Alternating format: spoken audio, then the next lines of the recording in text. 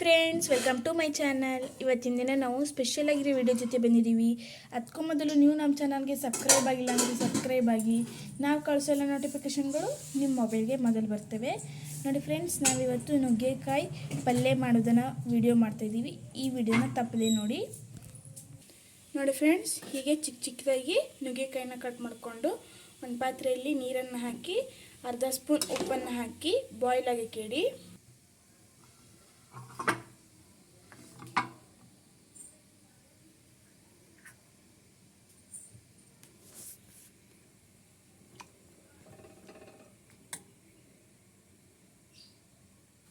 ಇವಾಗ ಮತ್ತೊಂದು ಪಾತ್ರೆಯಲ್ಲಿ ಆಯಿಲನ್ನು ಹಾಕಿ ಆಯಿಲ್ ಕಾಯ್ದ ನಂತರ ಸಾಸಿವೆ ಜೀರಿಗೆಯನ್ನು ಹಾಕಿ, ನಂತರ ಆನಿಯನ್ನ ಹಾಕಿ ಹುಣಸೆ ಹುಳಿ ಮಿಕ್ಸ್ ಮಾಡ್ಕೊಳ್ಳಿ.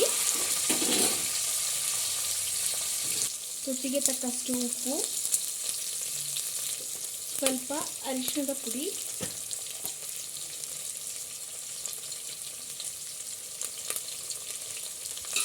ಇವಾಗ ಮಿಕ್ಸ್ ಮಾಡ್ಕೊಳ್ಳಿ.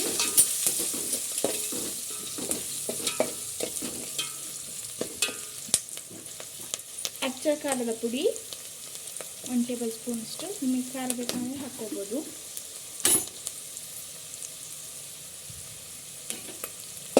ಮಿಕ್ಸ್ ಮಾಡಿ. ಇವಾಗ ನುಗ್ಗೆಕಾಯಲ್ಲಿ ನೀರನ್ನು ಬಸಿದು ನುಗ್ಗೆಕಾಯಿ ಅಷ್ಟೇ ಮಾತ್ರ ಇರಬೇಕು. ಇವಾಗ ಅದನ್ನು ಮಿಕ್ಸ್ ಮಾಡಿಕೊಳ್ಳಿ. ಸ್ವಲ್ಪ ನೀರಿದ್ದರೆ ನಡೆಯುತ್ತೆ. ಇವಾಗ ಹುಣಸೆ ಹುಳಿನ ರೆಡಿ ಮಾಡ್ಕೊಳ್ಳಿ.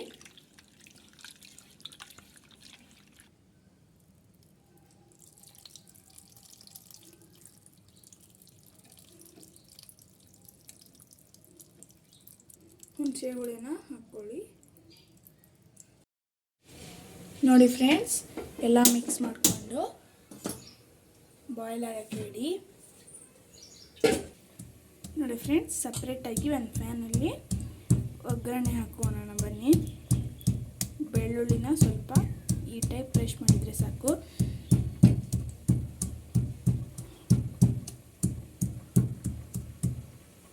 ನೋಡಿ, ಆಯಿಲ್ ಕಾಯ್ದಿದೆ, ಅದಕ್ಕೆ ಸಾಸಿವೆಯನ್ನು ಹಾಕಿವೆ. ಇವಾಗ ಬೆಳ್ಳುಳ್ಳಿನ ಹಾಕ್ಕೊಳ್ಳಿ, ಮಿಕ್ಸ್ ಮಾಡ್ಕೊಳ್ಳಿ. ಸ್ವಲ್ಪ ಮಿಕ್ಸ್ ಮಾಡ್ಕೊಳ್ತಾ ಇರಿ.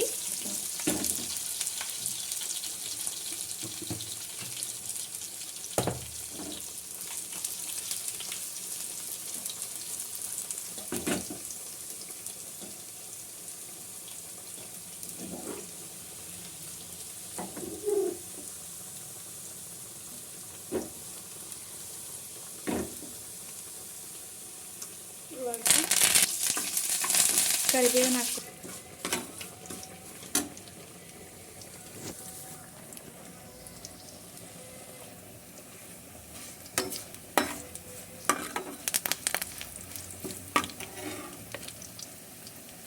ಇವಾಗ ಸ್ವಲ್ಪ ಅಚ್ಚ ಖಾರ ಪುಡಿನ ಆ್ಯಡ್ ಮಾಡ್ಕೊಳ್ಳಿ. ಪಲ್ಯಕ್ಕೆ ಹಾಕಿರ್ತೀವಿ, ಸ್ವಲ್ಪ ಹಾಕ್ಕೊಳ್ಳಿ. ಇವಾಗ ಇದನ್ನು ಪಲ್ಯಕ್ಕೆ ಹಾಕ್ಕೊಳ್ಳಿ.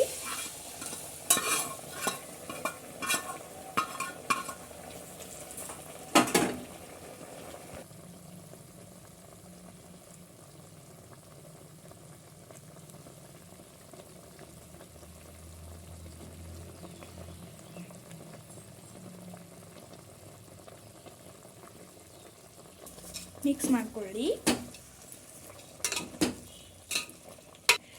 ಆರೋಗ್ಯಕರವಾದ ನುಗ್ಗೆಕಾಯಿ ಪಲ್ಯ ಬಿಸಿ ಬಿಸಿಯಾಗಿ ರೆಡಿಯಾಗಿದೆ.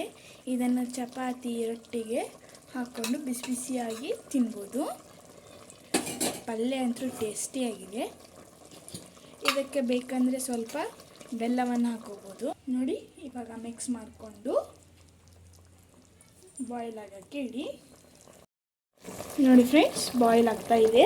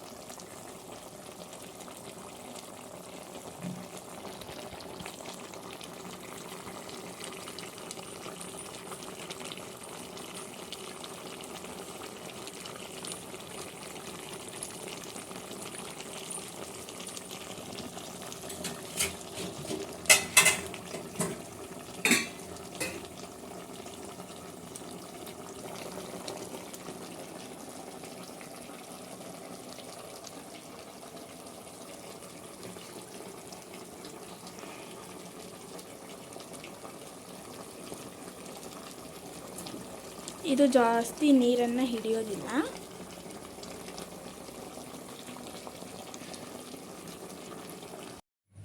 ನೋಡಿ ಫ್ರೆಂಡ್ಸ್, ಬಿಸಿ ಬಿಸಿ ಬಿಸಿಯಾಗಿರೋ ನುಗ್ಗೆಕಾಯಿ ಪಲ್ಯ ರೆಡಿ ಆಯಿತು. ಓಕೆ ಫ್ರೆಂಡ್ಸ್, ಈ ವಿಡಿಯೋ ನಿಮಗೆ ಇಷ್ಟ ಆದರೆ ಲೈಕ್ ಮಾಡಿ, ಶೇರ್ ಮಾಡಿ, ಕಮೆಂಟ್ ಮಾಡಿ ಹಾಗೂ ಸಬ್ಸ್ಕ್ರೈಬ್ ಆಗೋದನ್ನು ಮಾತ್ರ ಮರಿಬೇಡಿ. ಮತ್ತೆ ಮುಂದಿನ ವಿಡಿಯೋದಲ್ಲಿ ಸಿಗೋಣ ಫ್ರೆಂಡ್ಸ್. ಬಾಯ್ ಬಾಯ್.